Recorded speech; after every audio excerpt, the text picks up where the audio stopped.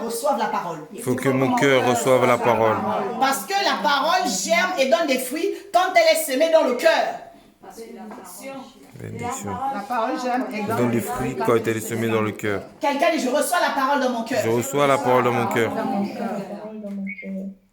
Le thème de ce matin, c'est Le temps des merveilles. Alléluia. Le temps des merveilles. Tu ne sais pas ce qui s'apprête à se produire dans ta vie. Mais je viens comme l'ange. Je viens comme le messager pour te dire que le temps des merveilles approche. Bénédiction. Le temps des merveilles approche. Et généralement, quand le temps des merveilles approche, tu es fatigué. Tu es découragé. Tu fais les choses par lassitude. Tu dis, bon, je vais quand même prier. Je vais quand même jeûner. Quelqu'un dit, j'ai beaucoup cru. Maintenant, je vais voir. J'ai beaucoup cru, maintenant je vais voir. Le temps des merveilles est précédé du déluge.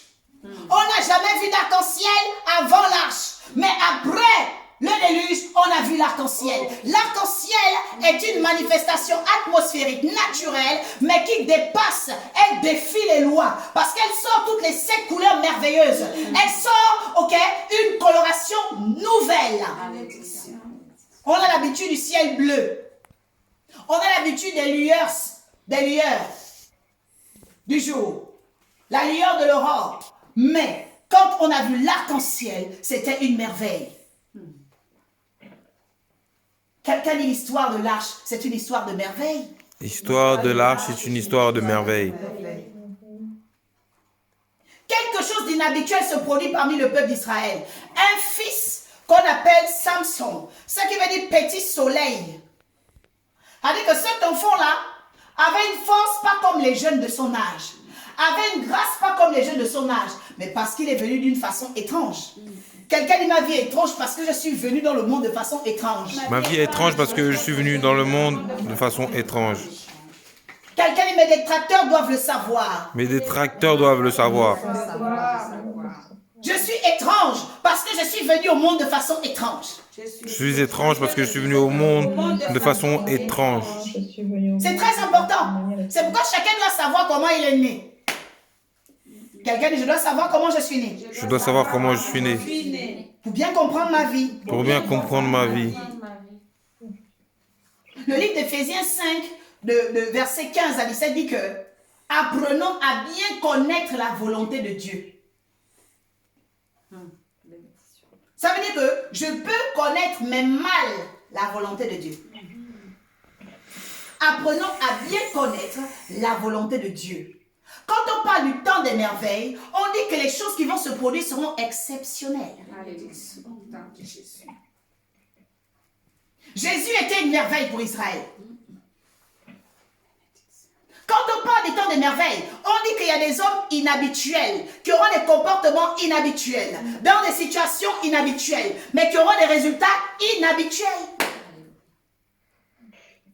C'est pas des situations qui sont exceptionnelles, qui t'emmènent à avoir un comportement, une condition, une façon de faire exceptionnelle. Quelqu'un dit c'est moi. C'est moi. Une femme qui vit une situation exceptionnelle, étrange, elle est stérile, elle est déjà même vieille. La Bible dit dans le livre de Juges, chapitre 13, que l'homme de Toréa, famille des Danites, donc la tribu de Dan, Dan qui était le fils, de la servante de Rachel, s'appelle Manoah. Sa femme est stérile, et puis on dit qu'elle n'enfante pas. Donc ça veut dire qu'il y a des gens qui sont stériles qui enfantent. Parce qu'on précise, on dit qu'elle est stérile, et puis elle n'enfante pas. Donc il y a des gens qui sont stériles et puis qui enfantent. Mais donc elle est carrément dans 2 pannes. Quelqu'un dit prophète révèle. Prophète révèle. Il y a des gens stériles mais qui enfantent. Mais il y a des gens stériles qui n'enfantent pas. Parce que la stérilité n'est pas seulement inhérente au physique. La stérilité est aussi inhérente au spirituel. Bénédiction. Bénédiction. Tu peux être stérile mais enfanter. Produire des choses. Il y a des femmes qui n'ont pas d'enfants physiques, mais qui ont des enfants quartiers, des enfants immeubles, des enfants entreprises, des enfants. Elles produisent quelque chose. Mais cette femme-là, la Bible dit qu'elle ne produisait rien. C'est-à-dire que ce type de femme-là, même son mari, commençait à être énervé. Elle n'avait pas d'entreprise. Elle n'avait rien. Elle n'avait rien. Mais quelqu'un dit, elle avait une chose. Elle avait une chose. Elle pouvait attirer les anges. Elle pouvait attirer les anges. Il y a des gens qui vont te rejeter parce que tu ne peux rien produire physiquement. Tu ne peux pas leur donner un enfant. Ou bien tu as perdu leur enfant. L'un ou l'autre. Tu as fait une fausse couche. Mais les gens ne savent pas que toi tu as la chose qui produit tout ça. Bénédiction. Yeshua Mashiach. Quelqu'un dit j'ai la chose qui produit tout ça. J'ai la chose qui produit tout J'ai ça. l'alliance. C'est l'alliance. Parce que j'attire Parce que j'attire l'ange qui produit les merveilles. l'ange qui produit les merveilles. La Bible ne dit pas que l'ange est venu voir le mari. L'ange est venu voir la femme. L'ange viendra toujours voir la personne qu'on accuse. L'ange viendra toujours voir la personne qu'on accule. L'ange viendra toujours voir la personne dont on a les doutes. C'est pourquoi dans la vie, plus vous commencez à vouloir isoler quelqu'un, plus Dieu l'utilise. Malédiction. Plus les gens même remarquent dans ta vie, quand tu commences à souffrir, plus tu vois que Dieu t'utilise. La Bible dit quoi dans le psaume? Il est près des cœurs brisés. Quelqu'un dit l'Éternel est près des cœurs brisés. L'Éternel est près des cœurs brisés. La Bible dit que cette femme-là, malgré la stérilité, malgré ce qu'elle n'enfantait pas, malgré qu'elle n'avait rien, elle a attiré ce qui attire tout. Un ange redoutable. Et il vient parler et dit, tu deviendras enceinte. Quelqu'un dit, tout le monde n'entend pas ce que moi j'entends. Tout le monde n'entend pas ce que moi j'entends. En parenthèse, pour dire à une personne, tu n'es pas obligé, ok, de parler des choses précieuses de tes révélations aux gens qui n'ont pas ton niveau spirituel. Parce qu'il y a des gens qui sont sourds. C'est-à-dire que malgré qu'ils entendent, ils ne comprennent pas. Jésus a dit ça. Malgré qu'ils entendent, ils ne comprennent pas. Parce que pour eux, c'est ce qu'ils ont appris depuis. C'est ça. Alors que toi, tu fais apparaître le merveilleux. En fait, tu fais apparaître des choses exceptionnelles. C'est pourquoi toi, ce que tu produis n'est pas en foison. Tu produis en édition limitée. Quelqu'un dit, c'est l'édition limitée que moi je produis. C'est l'édition limitée que moi je produis. Oui, c'est très important. Quand on parle du temps des merveilles, il faut savoir ce que toi tu produis. Parce que le problème, c'est qu'il y a des gens, tu veux produire comme tout le monde. Non, moi je ne produis pas comme tout le monde. Bénédiction. On m'attendait, je devais naître à l'hôpital. Moi, l'oracle, je suis né dans la chambre de ma mère. On m'attendait le 7, moi, l'oracle, je suis né le 3. Quelqu'un dit, je ne viens pas quand on m'attend. Je ne viens pas quand on m'attend. Je ne viens pas quand on m'attend. Parce que je suis une merveille. Parce que je suis une merveille. Je suis merveilleux.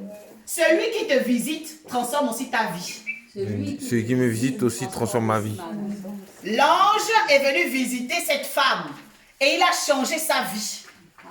Alléluia. Le verset 5 dit que tu seras enceinte.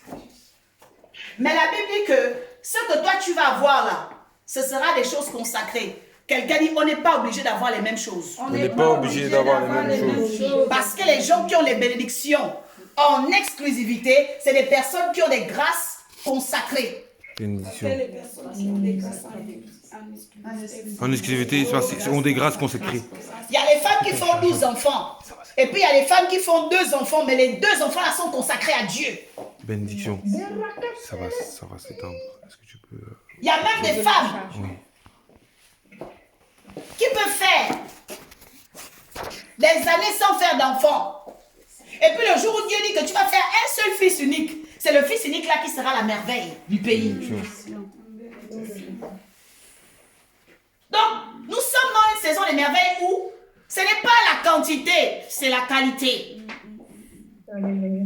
Quelqu'un dit cette saison, c'est pas la quantité, c'est la qualité. Cette saison, c'est pas la quantité, c'est la qualité. Tu peux tenir, merci. Merci beaucoup.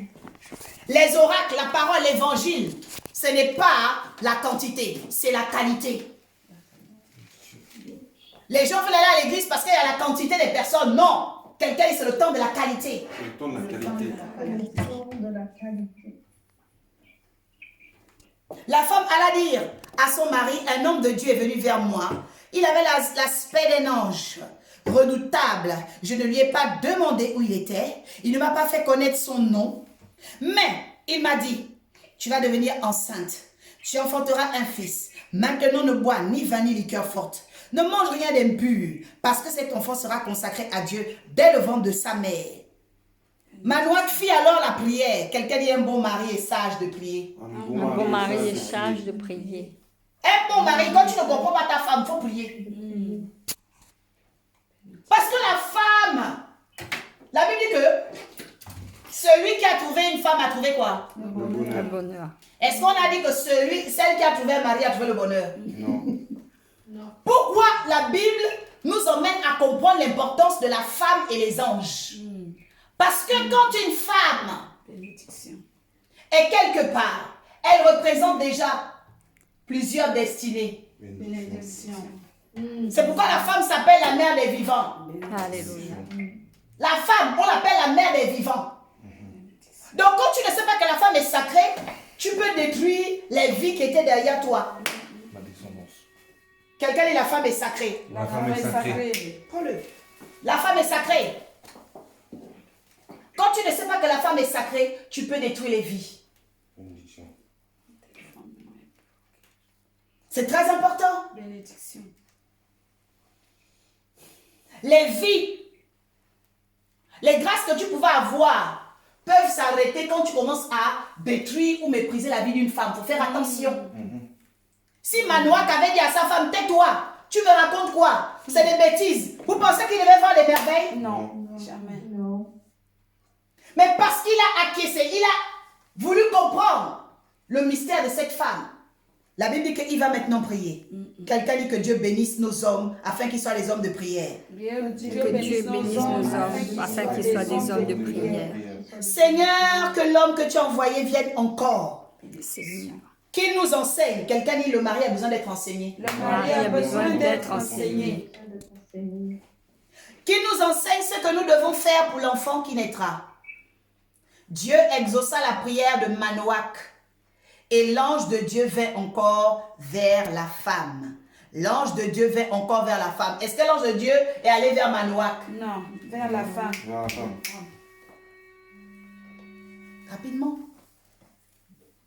Il doit être là quelque part. Allô? Alléluia.